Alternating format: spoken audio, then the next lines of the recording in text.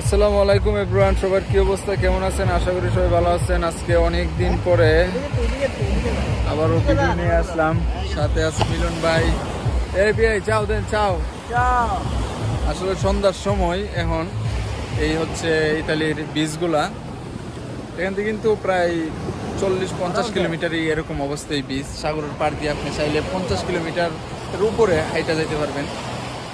তো এই হচ্ছে সাগর।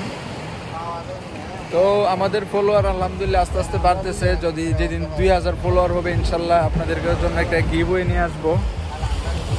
সবাই বেশি বেশি লাইক করবেন এবং বেশি বেশি ফলো বাড়াবেন। এই হচ্ছে মিলন ভাই আর বিয়ে আছে, এরা ছবি তোলা নিয়ে ব্যস্ত, ছবি তুলতেছে। আর এই হচ্ছে সাগরের দৃশ্য, উত্তাল সাগর, উত্তাল সাগরের দৃশ্য। এই হচ্ছে সাগরের ঢেউ আস্তে আস্তে বাড়তেছে।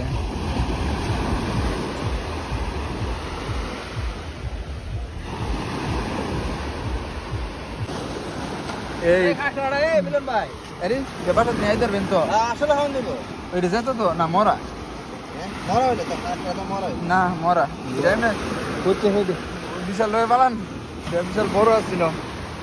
তো ওটা পাওয়া যেত সমুদ্র এবং পাহাড়ের মধ্যে আল্লাহ অনেক সুন্দর একটা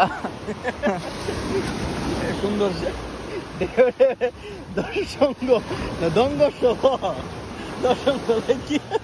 এই হচ্ছে সমুদ্র যতই দেখবেন, সমুদ্র যতই দেখবেন এবং আর কি পাহাড় যতই দেখবেন মন জুড়াইব। এই সমুদ্রের বিছে বিছে